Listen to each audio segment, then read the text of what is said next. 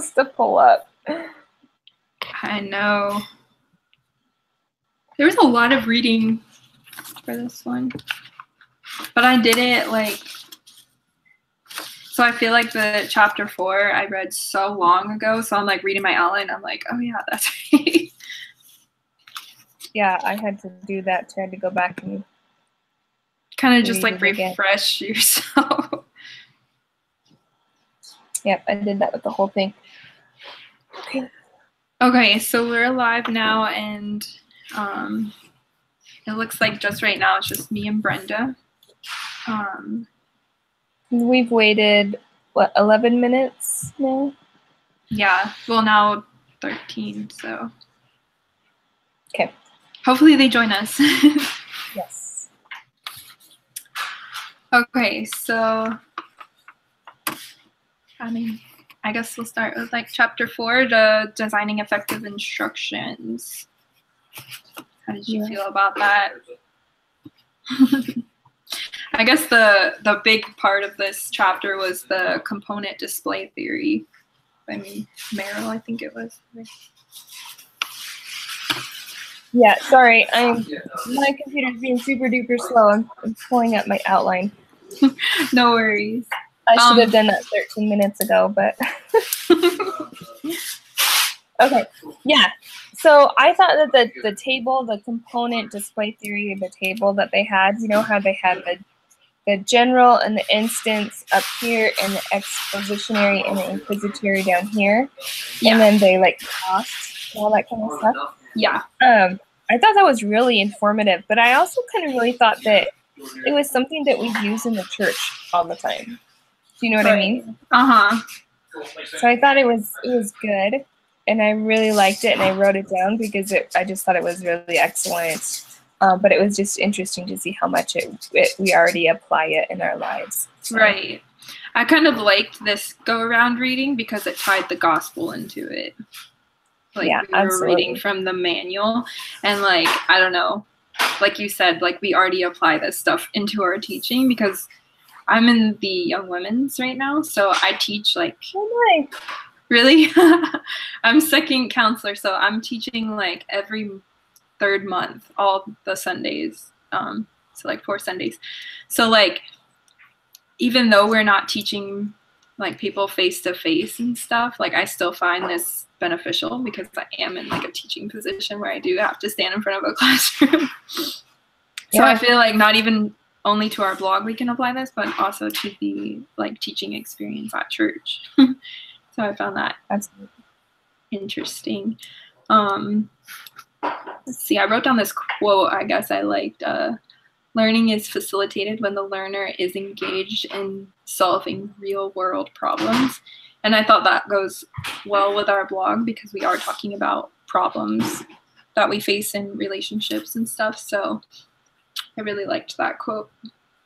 I liked that quote too. I thought it was interesting because that was something that our, like when we did the survey for our friends, that was something that they asked for, was like real world solutions, not just like theories and things that are of no use to them.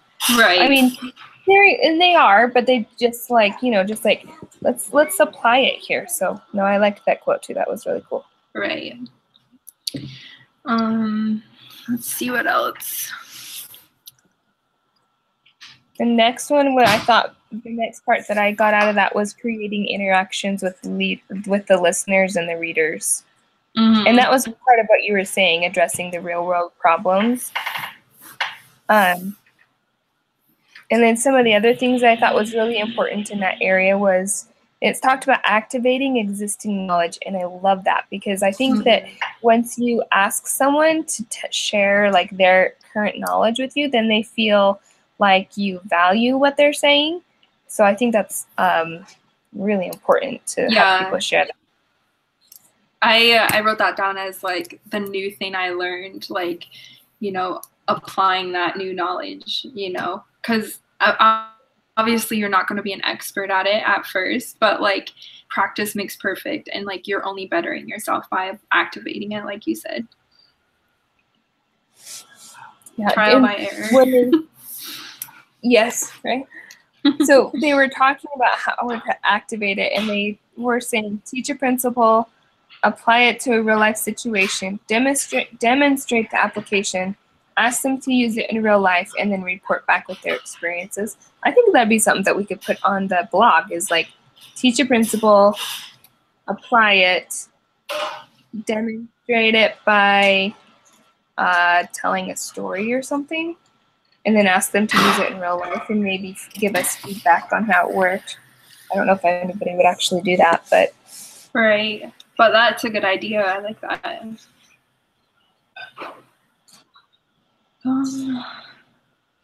That's pretty much sums up chapter 4 for me. What I had.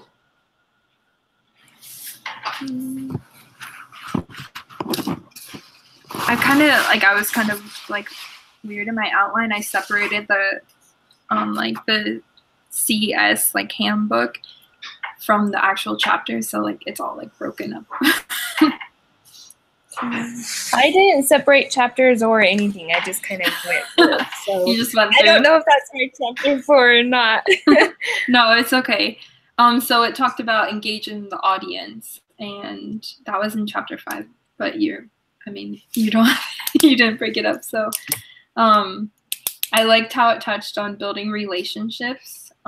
We're teaching about building relationships, so I think it's important to build relationships with our readers and to be engaged in them. It touched on respect and empathy and compassion and to encourage them. So, that's all what we're preaching. So I feel like we can demonstrate that by doing that. Definitely. They had like the 3 main things was respect, small talk, and relevance in there, just to be able to get to know them. Because if you can, I like that story in the book where he was talking about, he's like, pretend you're an apple to Indians, and they're like, that's basically red on the outside and white on the inside. And I thought that was hilarious, and I could totally see myself doing that. And so I thought that was a really good thought about that, about finding, well, I guess that's like, and then, but after that though, because he made that mistake and he was willing to be like open about it, then he like, then they were able to like have this relationship together, and they were able to laugh about it later. So I thought that was funny. Right. I liked that too. So is there anything that you have learned in, not necessarily, this is kind of new to us on online blogging, but anything that you've learned, like mistakes made that you've made in the past, like facilitating or teaching someone? That, for me, it's asking like bad questions that open a huge debate in my young women's classroom. And then it completely goes off track to what I'm trying to get at. So I think that's one of the mistakes I've learned. That's actually what I was going to say too. Like, we have this one girl who likes to fight about everything in our class. Yeah. And so it doesn't matter what you say, she will be like, well, I think this. And so she challenges it. She does, and she tries to knock you off topic, and it's so hard to get through that when they are just so defiant. I'm just like, okay, thank you for your thoughts. I really appreciate that. Those are some good points. I didn't think about it that way. Please report it. That's exactly how I am. I also like when I'm not that's one of the mistakes I make more than once, is going, like, forgetting I have a lesson and then coming in not prepared. But I think in the book they were talking about not being prepared as in you don't realize who your audience is and you have not prepared correctly for the right audience. And I think that could be a factor. Like when we're writing the blog, we have to be careful not to assume the education level of the people that we're teaching. And so I think it would be difficult to we have to write at a level that everybody can understand, but that's high enough for college educated people to glean information from it too. You know what I mean? So it's kind of a tough challenge, I think. For sure. You have to have a good balance.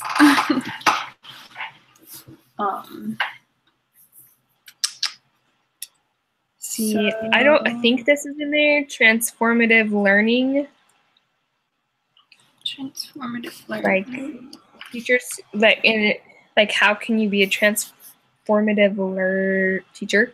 It's like teachers who are empathetic, caring, authentic, sincere, and who demonstrate a high quality of integrity, and that you create learning conditions that promote a sense of safety, openness, and trust, and the instructional methods that support a learner-centered approach that promotes participation. And I think that's one of the things that we're really trying to do is promote participation, reflection, and collaboration in our blogs. So, and we don't want to feel like people like are scared or to share their opinion or anything, or they feel like they're just being judged or anything because they're not on that level. So we're trying to make it so we're on the same level all around. Right. Then they did that skill training again, and that I think was like a repetition of what we talked about before about integrating the lesson and stuff. I still love that. I put it down there again because I just think that's such a good thing. Yeah, same. I put a star on that because I don't know. I really like that. Also, the personal narratives I think are really, really good for our blogging purposes. I mean, I felt like I didn't share a personal story in ours, but like I definitely want to get into that and share something personal about myself so they feel like I'm trying to be like empathetic to their situations and show them I'm human too and I can do this, you know. Absolutely. Yeah. Well, and when they were talking about it, says it builds moral content, intelligence, and it opens up our own imperfections to them, which is a little scary, but it really kind of deepens the meaning to it, I think. So, yeah, absolutely. And then I also put here you can connect with your audience emotionally that way. So I really liked that because I mean, I've read blogs in the past and like the ones that make me cry makes me like want to read and come back and read them again, you know, or it's not necessarily cry, but like, you know, you feel touched by them. Definitely. And then the working with diverse audiences, we kind of touched on that too last time. You know, knowing your audience and not, you know, treating everyone unique and not generalizing. And I think the dialogue is another important aspect of that, is learning how to use good dialogue with respect, a willingness to acknowledge a variety of perspectives as equally valid to achieving a particular goal. I wrote that down word for word because I liked it. I was like, yeah, that's right. For like, it needs to be equally valid. Like when we listen to them, I think it would be easy to be as the teacher. This is what I've learned. I've studied this for so many years. You need to listen to what I say. And thank you for your thoughts. Those were good, but this is how you should do it. Do you know what I mean? Right. So I thought that was interesting. And then responsiveness, communicating both with respect and understanding of other people's perspectives. So, yeah. And then I guess, you know, writing, we're two LDS members, so like we have to keep it so that we're respecting other people's like point of views or values that they have. And we can, I like that it touched on in the handbook, like we can still invite the spirit even though, you know, we're not necessarily trying to write to all LDS audience, but I really liked that. What chapter did you read? What's that? Chapter 8, marriage, teaching to marriage. I read that one. I read chapter 9, I think it was, marriage relationship education. I think that was 8. I think that's what I read. I could be wrong. I could be.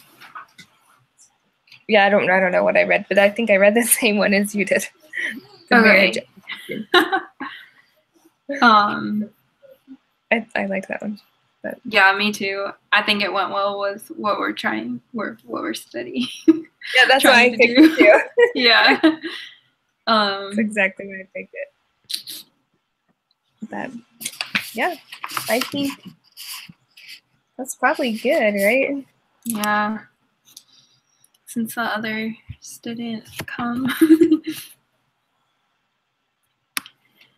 Alrighty, so I guess in summary, we learned a lot. Let's go. We learned a lot that is applicable to the gospel, that we're able to apply to the gospel in our lives, and that we've seen already because that's one of the things I've always been really grateful about the gospel, is it really does teach you from a young age how to teach and how to, and that's, like, I've heard it said that children that grow up in the church, just because they give talks in primary and they give, they do all this repetition and they stand up in front of each other, that it really prepares them to stand up and teach in a better way. So I think I 100% agree with that. And no. Well, thank you for joining me. No, thank you. And I will post this link to it.